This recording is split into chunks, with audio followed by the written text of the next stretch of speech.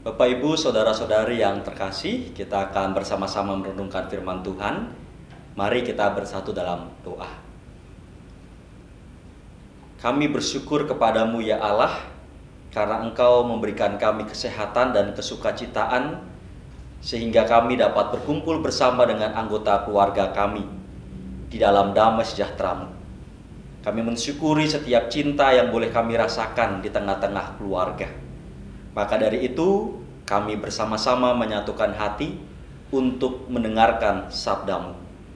Urapi setiap kami dengan kuasa Roh Kudus-Mu, agar sabda-Mu ini boleh senantiasa menuntun langkah keseharian kami. Di dalam nama Tuhan kami Yesus Kristus, kami siap mendengarkan sabda-Mu. Amin. Bacaan firman Tuhan yang akan kita renungkan bersama diambil dari Injil Matius pasal 22 ayat 1 sampai 14. Demikian firman Tuhan. Lalu Yesus berbicara pula dalam perumpamaan kepada mereka. Hal kerajaan sorga seumpama seorang raja yang mengadakan perjamuan kawin untuk anaknya. Ia menyuruh hamba-hambanya memanggil orang-orang yang telah diundang ke perjamuan kawin itu. Tetapi orang-orang itu tidak mau datang. Ia menyuruh pula hamba-hamba lain pesannya.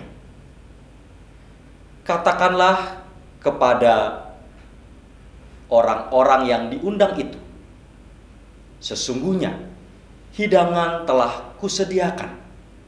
Lembu-lembu jantan dan ternak piaraanku telah disembelih. Semuanya telah tersedia. Datanglah ke perjamuan kawin ini. Tetapi orang-orang yang diundang itu tidak mengindahkannya. Ada yang pergi ke ladangnya, ada yang pergi mengurus usahanya, dan yang lain menangkap hamba-hambanya itu, menyiksanya dan membunuhnya. Maka murkalah raja itu, lalu menyuruh pasukannya ke sana untuk membinasakan pembunuh-pembunuh itu dan membakar kota mereka.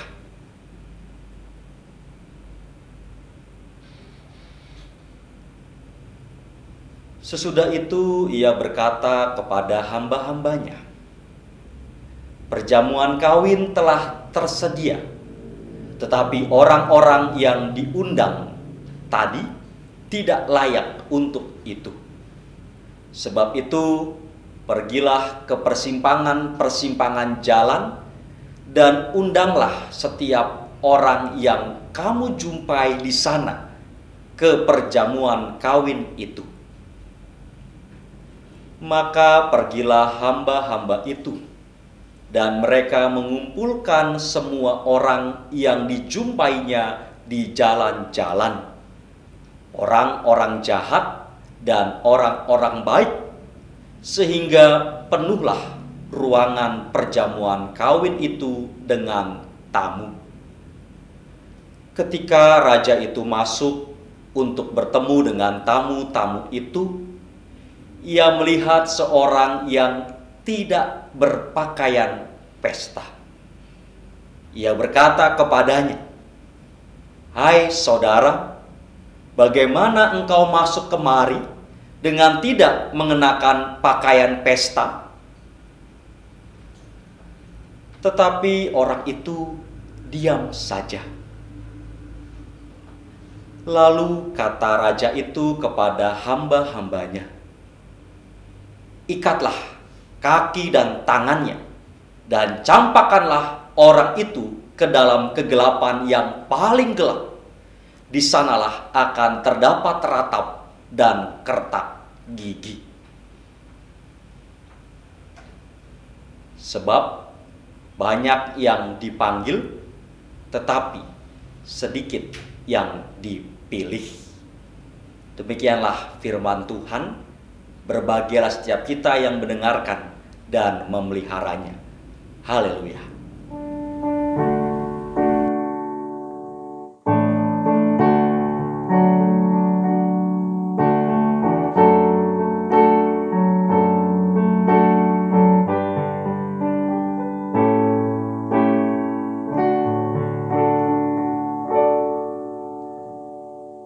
Bapak Ibu Saudara, bacaan Alkitab kita di minggu kedua bulan keluarga ini mengenai perumpamaan seorang raja yang mengadakan resepsi pernikahan untuk anaknya. Kita bisa melihat ada dua bagian dalam perumpamaan ini. Yang pertama adalah orang-orang yang telah diundang ke pesta pernikahan tetapi tidak mau datang. Dan yang kedua adalah orang-orang yang baru diundang ke pesta pernikahan itu dan mereka mau langsung hadir. Meskipun demikian, ternyata dalam pesta yang diadakan itu ada satu orang yang ogah-ogahan hadir dalam pesta itu sebab dia tidak mengenakan pakaian yang layak. Saat kita membagi dalam dua bagian, perikop ini bisa kita bagi perumpamaan Tuhan Yesus dalam dua bagian, maka kita akan melihat adanya kesejajaran antara orang-orang yang telah diundang dan orang-orang yang baru diundang. Untuk memudahkannya, kita akan melihatnya dalam sebuah tabel demikian. Nah, kita bisa melihat tabelnya. Di sana kita bisa melihatnya secara langsung, di mana Tuhan Yesus mengumpamakan kerajaan sorga seperti seorang raja yang mengadakan perjamuan nikah untuk anaknya. Dan lazimnya suatu pesta nikah tentu ada tamu-tamu yang akan diundang. Kira-kira siapa orang-orang yang menerima undangan? Ini pertanyaan kita yang pertama ketika membaca perumpamaan ini atau mendengarnya. Biasanya tentu tuan rumah yang mengadakan pesta akan membuat daftar tamu undangan. Dalam daftar tersebut, prioritas pertama adalah keluarga, mulai dari yang paling dekat sampai saudara jauh. Itu prioritas pertama. Lalu prioritas kedua adalah biasanya sahabat kental hingga teman-teman yang dikenal. Dan yang berikutnya, prioritas ketiga adalah rekan-rekan kerja atau orang-orang yang mungkin tidak terlalu terikat secara emosional. Itu biasanya pembagian ketika membuat undangan nikah. Nah, berkaca dalam prioritas tersebut, maka kita bisa menyimpulkan bahwa orang-orang pada bagian pertama yang disebutkan ini, yang disebutkan telah menerima undangan, mereka adalah orang-orang yang sebenarnya punya kedekatan secara emosional dengan sang raja. Mulai dari keluarga, sanak saudara, sahabat, teman, dan rekan-rekannya. Nah, ironisnya, pesta nikah yang dalam masyarakat saat itu dianggap sebagai puncak perjalanan hidup seseorang yang telah dewasa, justru tidak diindahkan oleh orang-orang terdekat ini, yang punya kedekatan emosional ini. Mereka yang selama ini bergaul karib rupanya malah yang paling tidak peduli sehingga tidak mau datang. Kalau kita memperhatikan pada perumpamaan Tuhan Yesus sebelumnya, Matius 21 ayat 33 sampai 46, maka kita akan dengan mudah mengerti bahwa orang-orang yang bergaul karib namun rupanya yang paling tidak peduli ini adalah para pemuka agama Yahudi, baik ahli-ahli Taurat maupun kaum Farisi. Mereka merasa dekat dengan Allah, tetapi menolak kehadiran Sang Mesias, yaitu Yesus Kristus.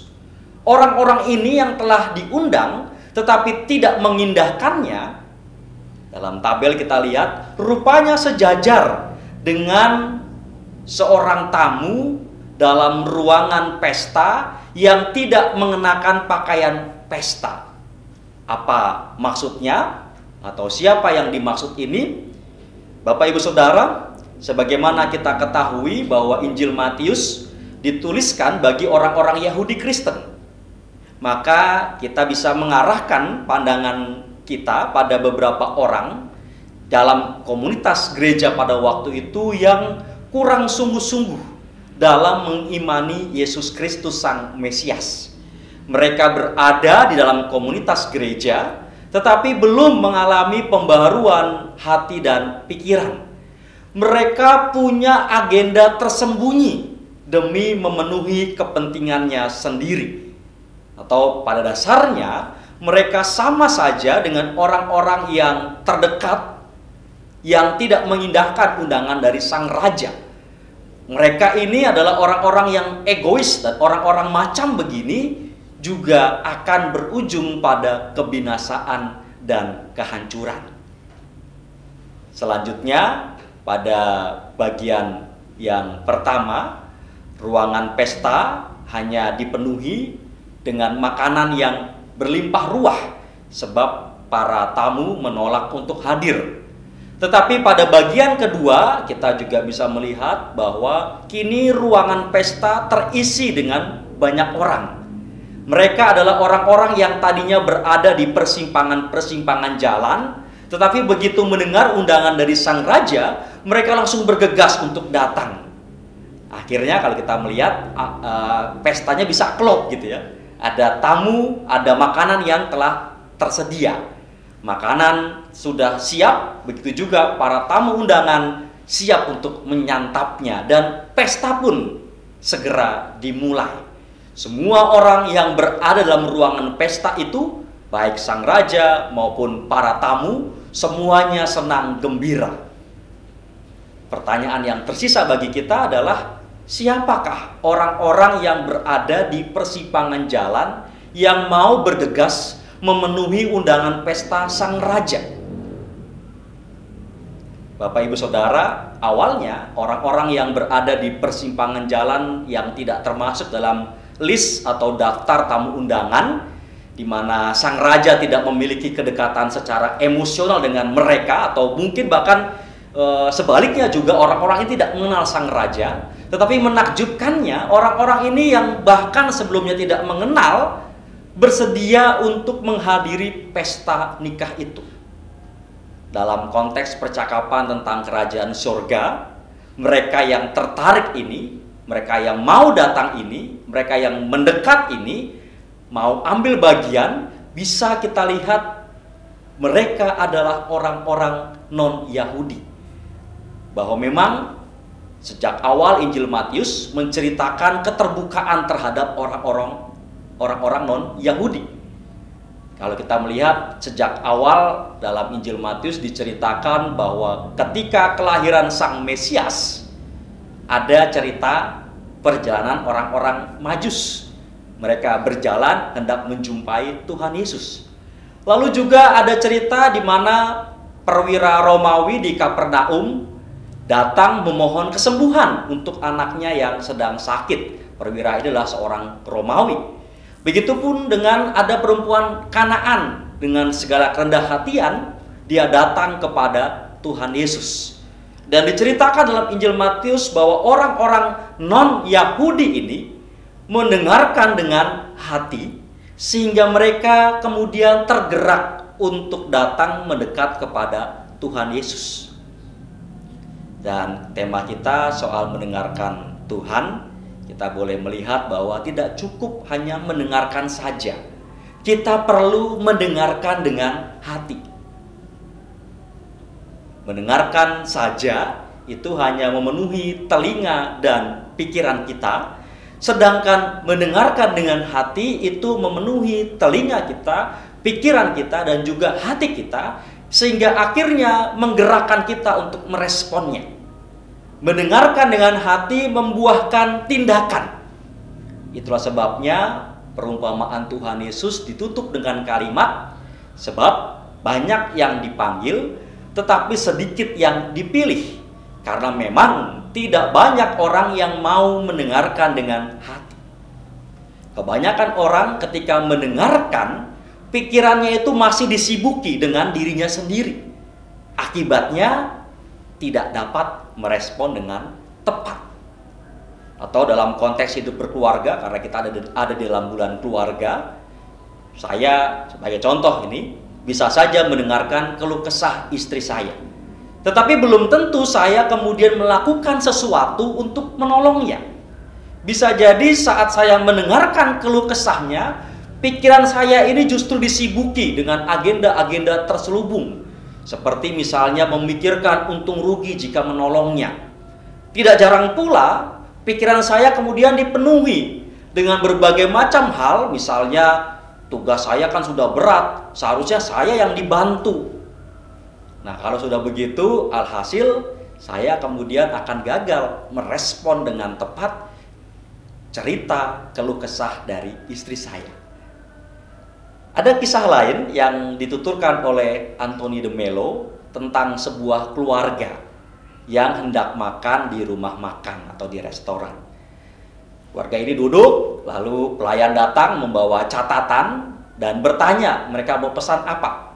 Ditanya mulai dari bapak, ibu, kemudian anak-anak sampai anak yang paling kecil. Si pelayan ini dengan sopan bertanya, "Tuhan kecil, Anda mau pesan apa?" Nah, anak yang paling kecil ini dengan cepat menjawab, "Saya mau roti sosis." Tapi tiba-tiba sang ibu langsung menyambar, "Jangan, kasih saja nasi goreng enggak pedes." Mendengar itu, sang pelayan seolah-olah tidak menggubris apa yang dikatakan oleh sang ibu. Ia terus melanjutkan bertanya kepada anak kecil ini, "Maaf, Tuan kecil, roti sosisnya mau pakai saus tomat atau pakai saus sambal?" "Oh, saya mau saus tomat," kata anak kecil ini. Dan ketika pelayan itu pergi, suasana menjadi hening. Sang ibu merasa apa yang dikatakannya tadi tidak digubris sehingga ada perasaan jengkel. Tetapi anak kecil ini kemudian berkata, "Baru kali ini orang menganggap diriku ada, karena ada orang yang mau mendengarkan aku." Cerita ini sangat tepat menjadi ilustrasi bagi kita soal mendengarkan dengan hati. Mendengarkan dengan hati adalah soal kesediaan kita untuk tidak disibuki dengan berbagai keinginan dan pikiran kita sendiri, sehingga akhirnya kita bisa merespon dengan tepat. Di bulan keluarga ini, mari kita mendengarkan dengan hati. Mendengarkan dengan hati suara Tuhan, mendengarkan dengan hati suara anggota keluarga kita, sehingga kita semua dapat merespon dengan tepat. Dan kalau responnya tepat, maka tindakan kita juga pasti akan membuat damai sejahtera di rumah. Amin.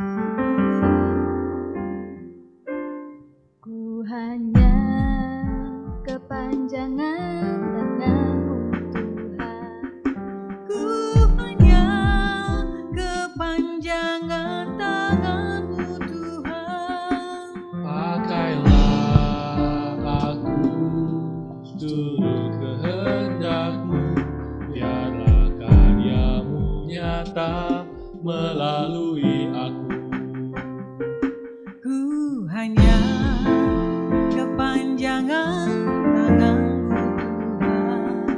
Ku hanya kepanjangan tangan-Mu Tuhan. Pakailah aku seturut rencana-Mu, biarlah nama-Mu Tuhan ditinggikan. Campur tangan-Mu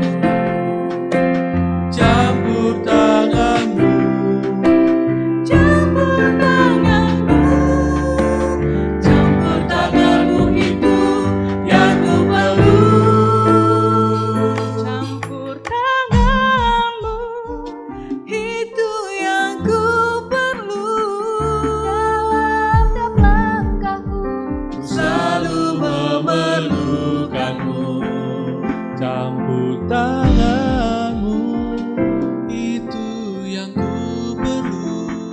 Biarlah mujizatmu dinyatakan melaluiku. Campur tanganmu, itu yang ku perlu. Dalam tiap langkahku, ku selalu memerlukanmu. Campur tanganmu, itu yang ku perlu. Biarlah mujizatmu dinyatakan melaluiku. Biarlah mujizatmu dinyatakan melaluiku. Biarlah mujizatmu dinyatakan melaluiku.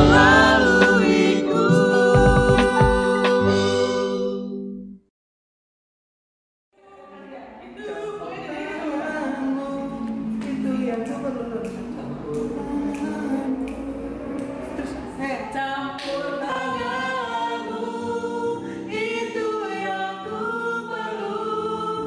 Biarlah mujizatmu dinyatakan melaluiku. Terima kasih atas persembahan pujiannya. Mari Bapak Ibu Saudara dengan berdiri bersama-sama dengan seluruh umat Allah di sepanjang sejarah penyelamatan Allah, kita mengucapkan pengakuan iman rasuli yang demikian. Aku percaya kepada Allah, Bapa yang Maha Kuasa, Khalik langit dan bumi, dan kepada Yesus Kristus, Anak yang tunggal Tuhan kita, yang dikandung daripada Roh Kudus, lahir dari anak darah Maria, yang menderita di bawah pemerintahan Pontius Pilatus, disalibkan, mati dan dikuburkan, turun ke dalam kerajaan maut, pada hari yang ketiga bangkit pula dari antara orang mati, naik ke sorga, duduk di sebelah kanan Allah Bapa yang Maha Kuasa, dan akan datang dari sana untuk menghakimi orang yang hidup dan yang mati. Aku percaya pada Roh Kudus, gereja yang kudus dan am, persekutuan orang kudus, pengampunan dosa, kebangkitan orang mati, dan hidup yang kekal.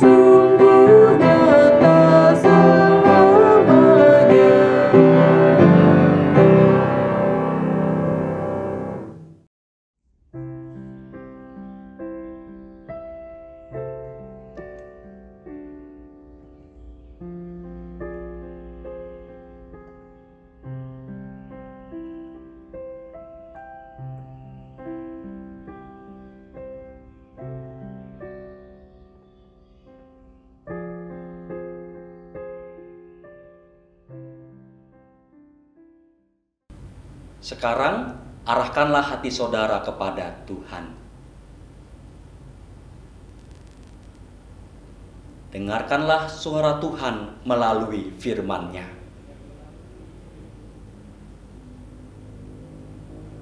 Berlakukanlah firman Tuhan di dalam kehidupan keluarga.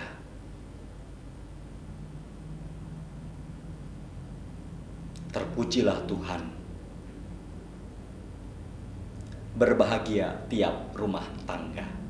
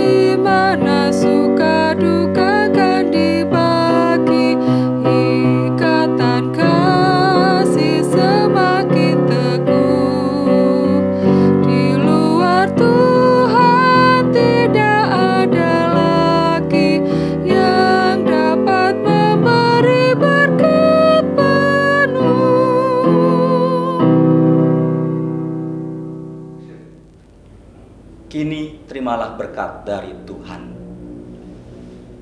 Kasih Allah Bapa kiranya melingkupi hidup saudara.